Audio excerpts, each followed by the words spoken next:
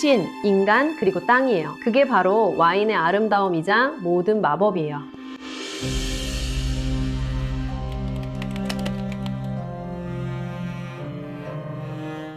조심해요, 드리고 좀 비켜주세요. 저 이제 땅에서 떨어질 거예요. 당시 저한테 말해줄 거예요.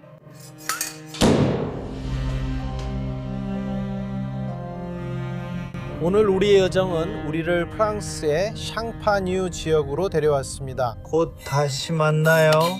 이곳은 마법 같은 음료를 만들어내는 매혹적인 장소입니다.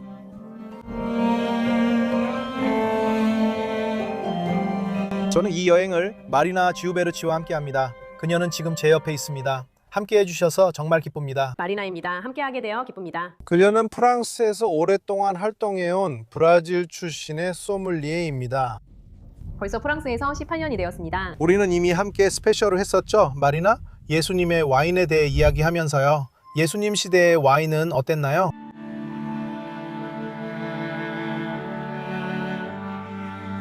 확실히 인공적인 것이 없는 내추럴 와인이었을 거예요.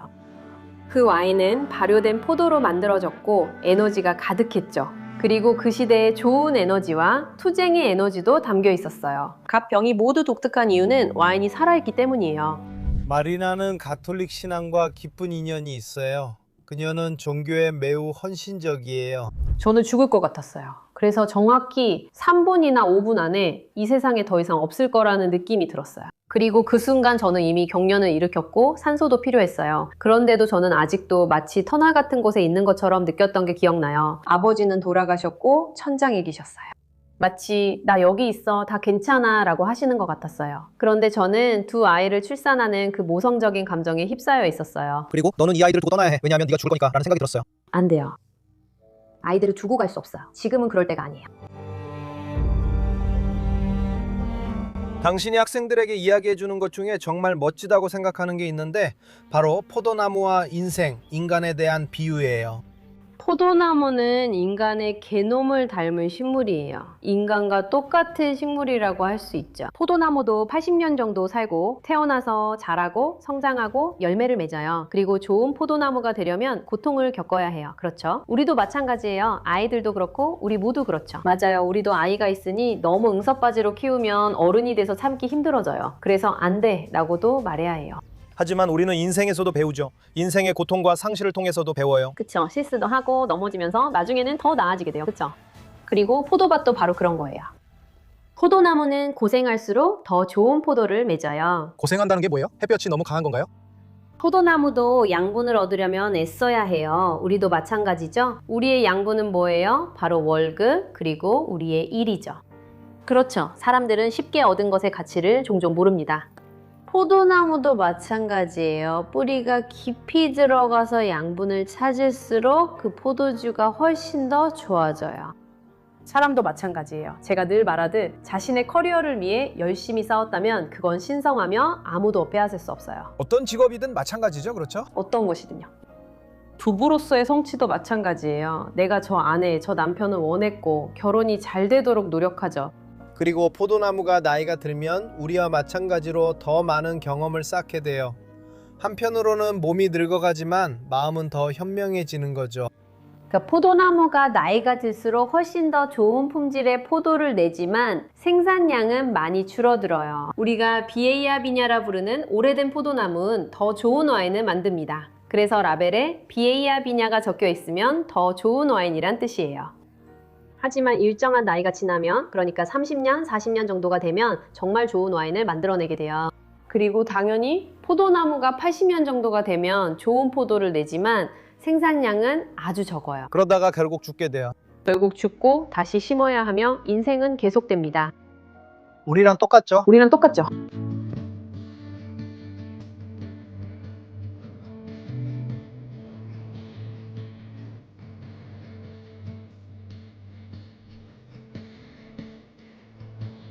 마리나가 우리를 이곳 샴페인 드라키에 데려와 줬어요.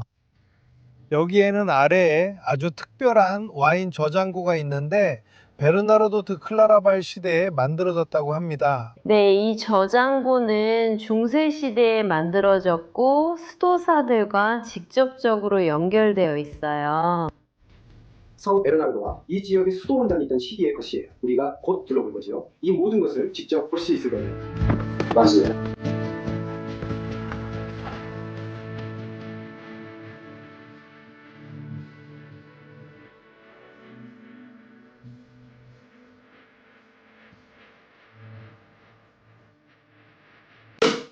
그게 그가 좋아하는 소리잖아, 맞지? 샴페인에서는 그 소리를 들으면 누가 나를 부른다고 해요. 그리고 어떻게 여기 이 가족에 오게 되셨나요? 그러니까 드라피의 가족은 수세기 동안 샴페인 지역에 있었습니다. 우리 원래 쥐물 상인이었어요. 드라펠이었습니다. 건배! 건배! 건배! 건배! 건강을 위하여, 건강을 위하여. 고마워요, 마리아. 정말 고마워요. 마리아가 온 지 1시간 15분이 됐어요. 고마워요. 내가 너를 말하게 만들 거야. 아세요? 집에 전문가가 있는 분도 계십니다. 와인에 대해서 정확히 혹은 와인을 잘 아는 분이 계시죠. 바로 그 사람이에요. 그 사람이 에고 전문가입니다. 오늘 에고 전문가의 날이에요. 그 사람이 와인을 만드는 사람이에요. 우리는 함께 일해요. 아버지가 타잔이고 마지막 결정은 그분이 내리세요. 우리는 그걸 받아들이고 그게 전부예요. 화합을 위해서죠. 화합을 위해서. 우리는 함께 일해요. 자주 함께 쉬우고. 그래서 나는 지금 너와 반대 입장에 있는 거고 나는 샤를리, 앙타완과 함께 있어. 우리는 모두 각자의 첫 번째 직업을 하고 있어.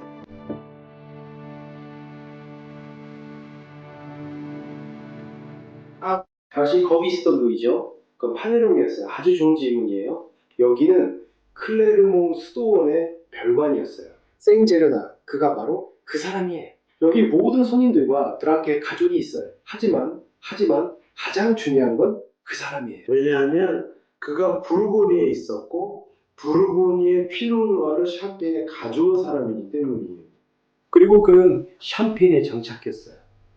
티보, 샴팡의 백작이 그에게 땅을 주었고 그는 어린 포도나무들을 가져왔어요. 그리고 그는 이곳에 포도나무를 심었습니다.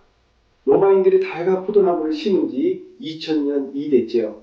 라바, 노메 모두 2000년 전 이야기입니다. 그때는 다양한 풍경이 있었지만 그는 피노누아만 원했어요. 피노누아가 부르고니의 훌륭한 포도 품종이며 좋은 레드와인을 만들 수 있기 때문이죠.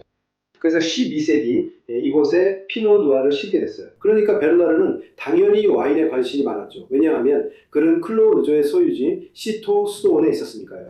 클로 르조는 부르고니와 수도원에서 최고의 와인입니다. 그래서 그는 와인에 대해 알고 있었고 와인을 만들고 싶어 했어요. 모든 수도원이 와인을 생산했기 때문이죠. 그게 중요했어요.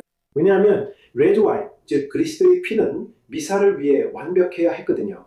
그런데 그들은 포도나무를 심었고 미사 때 마시는 작은 잔 하나로는 충분하지 않았어요. 그래서 그 후에 그들을 마시기 시작했고 친구들과 또 친구들의 친구들과 함께 마셨죠. 그리고 나중에는 사업을 시작해서 와인을 팔았어요. 그리고 그렇게 해서 그는 12세기 1152년 여기 우리 와인 저장고를 지었어요. 점점 더 많은 저장고를 짓고 포도나무를 심었기 때문이죠. 그리고 그게 수세기 동안 시토의 수도의 방식이었어요. 당신에게 생 베르나르는 어떤 존재인가요? 당신에게 그는 무엇을 의미하나요? 제 아이들 의견도 궁금하지만 제 생각엔 생 베르나르는 강한 흡인력을 지닌 존재입니다. 그는 시토의 수도사이기 때문이죠. 일이 많고 매우 규율이 엄격한 정말 군더더기나 사치가 없고 돈은 없지만 일이 많고 번 돈은 다시 투자합니다. 포도맛 경영과 와인 저장고 건설에 재투자했지만 그는 즐거움도 매우 추구했습니다. 와인의 즐거움, 음식의 즐거움, 하지만 지적인 즐거움이었고 한 번에 취해서 땀에 쓰러질 정도로 마시는 그런 즐거움이 아니었습니다. 그가 온 지 900년이 지난 지금도 우리는 항상 같은 포도 품종을 가지고 있고 같은 환경에서 그리고 이 정신을 계속 이어가고 있습니다. 이것은 샴페인은 특히 정신을 고양시키는 와인입니다. 왜냐하면 과학적으로 증명되었기 때문입니다. 의사들이 과학적으로 증명했는데 샴페인의 이산화탄소가 부비독으로 올라가서 기분을 더 들뜨게 한다고 합니다. 그리고 샴페인은 혈관이나 몸으로는 덜 퍼지는 와인입니다. 부르고니나 코냑 같은 것들은 몸을 따뜻하게 해주는 것들이죠. 아시잖아요. 버번, 부르고니, 코냑 아니 절대 아니에요. 아주 좋긴 하지만 아주 좋지만 그거 또 다른 거예요. 완전히 다른 거예요. 그리고 샴페인은 그 기분을 띄워주는 거예요. 그리고 샴페인을 마시면 눈이 반짝이고 부위도 반짝여요. 이야기 루이 14세에 관한 거예요. 네, 우리는 이 지역의 와인을 루이 14세에게 제공하기 시작했고 실제로 베르사유에서도 제공되던 와인들이 있습니다. 물론이죠. 하지만 루이 14세는 모든 것을 가졌어요. 모든 와인들. 네, 그래도 그 덕분에 샴페인이 전해진 거예요. 왕실 식탁에 올랐죠. 아주 화려해졌고 이 방도 원래 루이 14세 시대 말기인 1663년에 지어졌어요. 와, 루이 14세. 그리고 바로 그 시기에, 정말 그 시기에 샴페인 스파클링 와인이 베르사유에서 시작됐어요. 그게 첫 홍보대사였어요. 모두가 베르사유에 왔으니까요. 그리고 그때 이게 뭐지? 라고 생각하게 되죠. 그리고 그 와인을 소드 부숑이라고 불렀어요. 왜냐하면 병마개를 열 때 마개가 이렇게 튀어나왔거든요. 그게 바로 기쁨이었죠. 그리고 더 그건 왕들의 와인이었어요. 왜냐면 렌스가 왕들이 대관식을 올리던 곳이었으니까요. 그게 뭐예요? 그가 을 위해 해요. 아니, 그의 딸에게 샴페인을 조금 주는 건가요? 출생을 위해서요? 맞아요. 그게 맞아요. 제 아이들이 태어나서 처음 마신 샴페인이에요. 진짜예요. 우유 다음이 샴페인이었어요. 걱정되는 건 그게 한 방울이라는 거예요. 이렇게 잔에 담아서 손가락을 찍어서 딱 한 방울만 잔에 떨어뜨려요. 우유를 파시나요? 네. 감사합니다. 원하시면 같이 식사하죠. 원하시면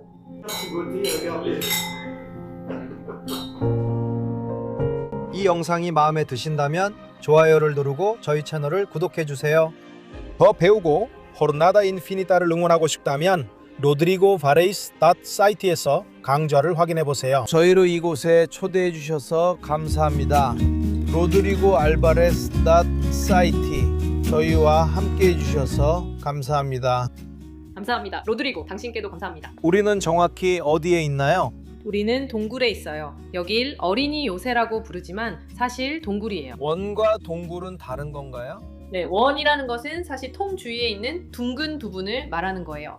그리고 샴페인에서는 우리가 와인을 숙성시키는 곳을 그렇게 부르고 그곳에서 이 모든 통들을 사용해서 샴페인을 만드는 거예요. 여기 있는 이 끼베의 이름인 퍼미션은 이 와인이 여기서 나갈 수 있도록 허락을 준다는 의미인가요? 혁명 당시 감옥이었던 것에 대한 언급이죠. 하지만 이곳은 이 와인을 보관하고 오랫동안 숙성시킬 수도 있어요. 이 와인은 구매자나 시음가의 집에서 더 기다릴 수도 있고 나중에 열 수도 있어요. 이건 모두가 궁금해하는 질문이죠. 와인은 바로 마셔야 하나요? 아니면 기다려야 하나요? 그건 상황에 따라 달라요. 100% 정답은 없어요. 이 경우에는 그녀가 이 와인 퍼미션에 대해 말했는데 우리가 이 와인이 나가도 된다고 허락을 주지만 기다릴 수도 있어요. 그리고 우리가 시음할 다른 와인들은 오랜 시간 기다려야 하고 그들이 시장에 내놓기로 결정했을 때는 이미 준비가 되어 있어서 더 기다리는 건 위험할 수도 있어요. 왜 이 꼬르크마개는 다른가요? 이건 스틸 와인, 즉 탄산이 없는 와인이에요. 이게 샴페인의 기본이 되는 와인이죠, 맞죠? 이건 샴페인도 스틸 와인도 아닌 와인입니다. 스틸 와인 그리고 샴페인 와인도 오랫동안 스틸 와인이었어요. 수도사가 그것을 변형시켜서 발포성 와인을 발견하기 전까지는요. 그리고 이거 열면 그냥 난장판이 되니까 조심하세요, 여러분. 이건 정상이에요. 문제 없어요. 그리고 항상 이렇게 왁스로 마감한 수제 와인은 특별할 거예요. 왜냐하면 이렇게 마감하는 게 정말 손이 많이 가거든요. 아시죠? 그래서 저는 항상 이렇게 말해요. 만약 두 병 중에 고민이 되고 와인에 대해 잘 모르고 다른 직업을 하고 있어서 와인 업계 사람이 아니라면 하나는 왁스가 있고 하나는 없을 때 왁스가 있는 걸 고르세요. 그게 더 특별한 거예요. 누군가 보관하려고 만든 거예요. 누군가가 보관하려고 생각하면서 만든 거예요. 그리고 이 왁스도 이런 캡슐과는 달라서 산소와의 교환이 다르게 이루어지도록 숨 쉴 수 있게 해줘요.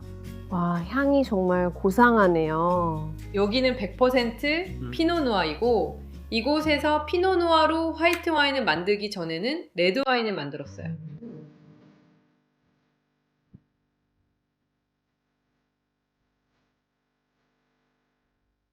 말이나 그냥 시음만 좋아하고 잘 모르는 사람들이 이해하는 바로는 이 와인은 산도가 높다고 생각해요. 저는 흙보다는 우리가 봤던 그 돌과 광산의 느낌이 더 나는 것 같아요. 아티키아의 그곳이요. 제가 이미 물어보려고 했어요. 우리가 샤를린과 함께할 기회가 있다는 게 정말 드문 일이잖아요. 와인 생산자와 함께 와인을 만들고 직접 시음할 수 있습니다. 사실 이 와인은 마구간의 향이 나고 내추럴 와인을 떠올리게 하는 향이 있어요. 아마도 이 2018년산 와인은 데켄팅에서 1시간 정도 기다리면 그때 변화가 있을 거예요. 오래된 와인들과는 다르게요. 이게 바로 향인데 와인 시음이 익숙하지 않으면 이 향에 놀랄 수 있어요. 네, 이게 바로 향, 내추럴 와인의 향이에요. 자연의 향이죠. 설탕 넣은 커피만 마시다가 갑자기 블랙커피를 마시는 것과 같은 거예요. 이게 바로 설탕 없는 커피예요. 이게 설탕 없는 커피예요. 사람들은 맛없다, 이게 뭐지? 라고 하지만 천천히요. 아직 이해 못할 수도 있지만 이게 내추럴 와인이에요. 요즘 우리는 너무 피상적인 세상에 살고 있어요. 모든 게 그렇고 사람들은 지나치게 꾸미고 자연스럽지 않은 모습을 보여줘야죠. 그런데 와인은 그렇지 않아요. 와인은 그 반대예요. 자연스러워요. 와인은 자연스러워요. 그리고 이 와인은 건강에도 좋아요.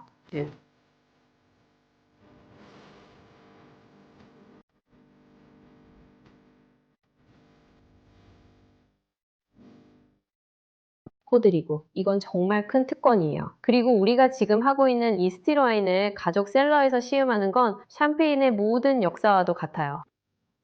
샴페인은 우연히 발견된 거예요. 발명된 게 아니라 발견된 거죠. 베르나르도 드 클라르발 시대의 와인이었어요. 샴페인이 아니라 탄산이 없었어요.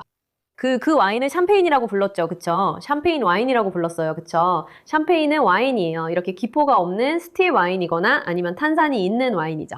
하지만 바로 그곳에서 18세기 말 1700년대, 1780년에 그 근처에서 오빌리의 수도원의 책임자였던 수도사, 즉 돔 페리뇽이 이 병들이 터지는 것을 보고 또 터지는 것을 봤어요. 그리고 마셔봤죠. 터지는 걸 마셨다고요? 병들이 대기압 때문에 터진 거예요. 그 압력을 견디지 못했거든요. 그리고 그는 말했어요. 이건 별로야. 아니요, 그는 마시며 나는 별을 마시고 있어 라고 말했어요. 그는 그것을 좋아하고 마법 같다고 생각했어요.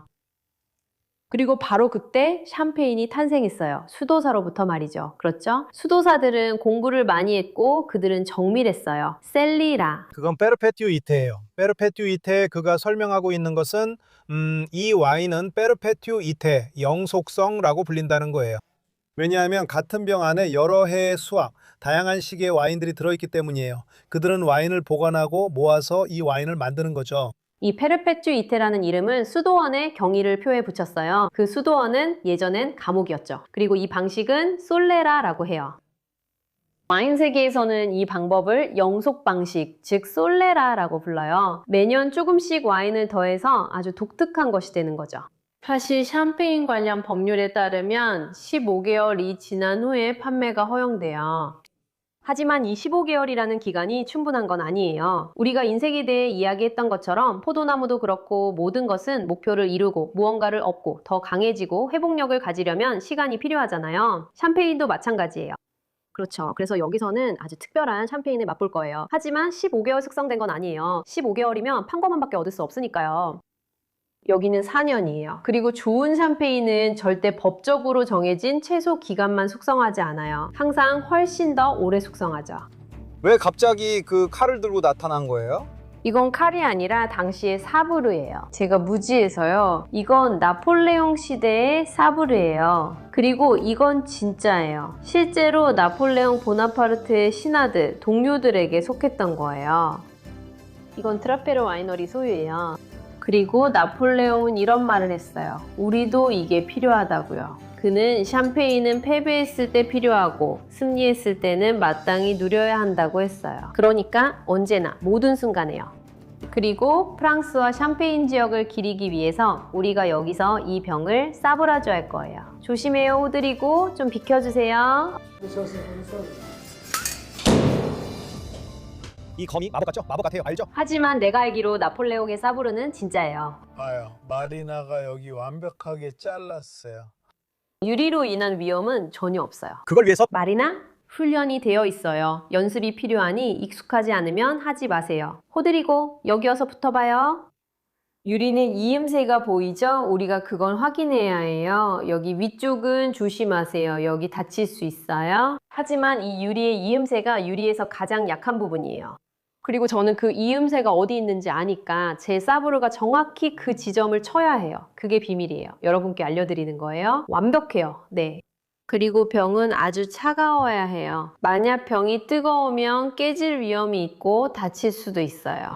그리고 제가 모두에게 조심하라고 말하는 게 있는데 유리가 안으로 들어갈 위험은 없지만 한 번 병을 열면 이건 무기가 되는 거예요. 알겠죠? 이 유리는 날카로워 베일 수 있으니 한 사람이 책임지고 해야 해요. 절대 하지 마세요. 진짜로.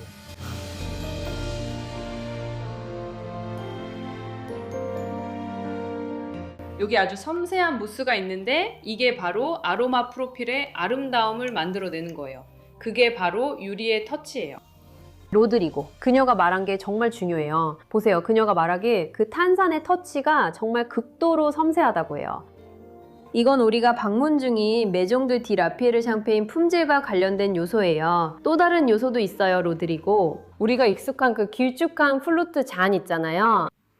그게 이상적인 건 아니에요. 이상적인 건 바로 이 잔이에요. 여기 보세요. 왜 우리가 와인잔 같은 잔에 샴페인을 마시는지 물어보려 했어요. 이건 만능 와인잔이에요.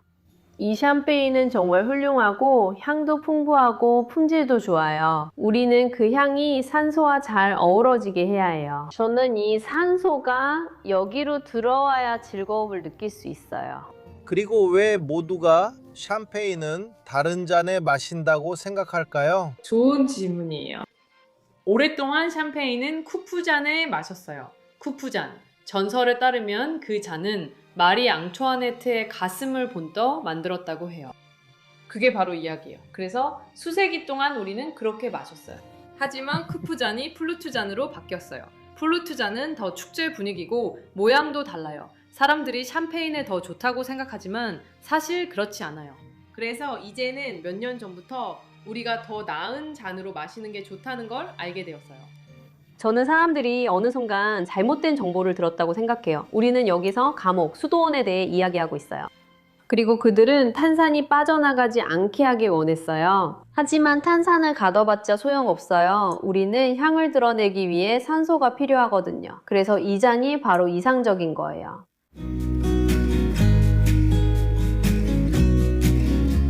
이건 제가 직접 디자인한 라벨이에요. 그리고 저는 조금은 생 베르나르도의 성경에서 영감을 받았어요. 제가 만든 거고 그건 필사본 채색화 양식이에요. 생 베르나르도는 자연, 특히 숲을 정말 많이 사랑했던 사람이었어요. 그분은 영감을 받은 사람이었고 동물이나 인간 세계를 표현하고 싶어 하지 않았어요. 그분은 신이 오직 자연 속에만 깃들기를 원했어요. 그리고 이 철학이 바로 드라페르에게 잘 어울리는 이유이기도 해요. 그래서 제가 이걸 선택한 거예요.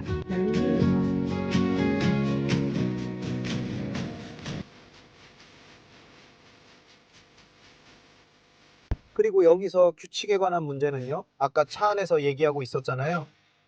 여기 생산자들은 규칙이 정말 많아요. 호드리고 규칙이 정말 많아요. 각 와인 생산 지역마다 다르기 때문이에요. 샹파뉴에 CIBC, 샹파뉴 와인 상호위원회가 있습니다. 그 위원회가 공식적인 수확 첫날을 정해요. 그래서 만약에 당신이 생산자 팀과 함께 모든 준비를 마치고 수확을 하고 싶어도 할 수 없어요. 실험실에서 포도와 과당을 분석해서 결정해요. 이 모든 게 우리가 좋은 샴페인을 마시기 위해서예요. 그리고 포도나무 한 그루당 포도 양은요? 양도 마찬가지예요. 저기 있는 포도나무 한 그루마다 지금은 봄이라서 우리가 부르종이라고 부르는 싹이 있어요. 이 작은 싹이 포도송이가 될 거예요. 포도송이를 너무 많이 달리게 하면 안 돼요. 왜냐면 그렇지 않으면 영양분이 분산돼서 포도 품질이 좋지 않고 와인도 밍밍해지거든요. 비교 중이셨는데 쌍둥이 낳으셨어요? 네. 저는 쌍둥이를 낳았어요. 그래서 제 몸에서 쌍둥이였으니까 아기들이 각각 2kg였어요. 하지만 2명이었죠. 그렇죠? 그러니까 총 4kg였네요. 네, 아이들만 4kg였어요. 태반이랑 양수도 있었죠. 어느 날 한 의사 선생님이 이렇게 말했어요. 어머, 애가 2kg밖에 안 돼요? 무슨 일이 있었던 거예요? 9개월이나 됐는데? 그래서 제가 아니에요, 잠깐만요, 쌍둥이였어요 라고 했더니 그제서야 아, 그렇군요 라고 하셨어요. 그리고 포도나무도 그래요. 우리 인간이랑 정말 비슷해요. 포도송이가 너무 많으면 각 송이에 충분한 영양분이 가지 않거든요. 그래서 사람은 자연과 함께 일하게 되죠. 우리가 마시는 와인은 바로 그 조화예요. 신과 인간 그리고 땅이 함께하는 거예요. 이것이 와인의 아름다움과 모든 마법이에요. 신은 이 기후 속에 계시고 이 기후가 햇빛과 비를 결정해요. 사람은 그것을 가지고 일하고 자연의 힘과 함께하는 거죠.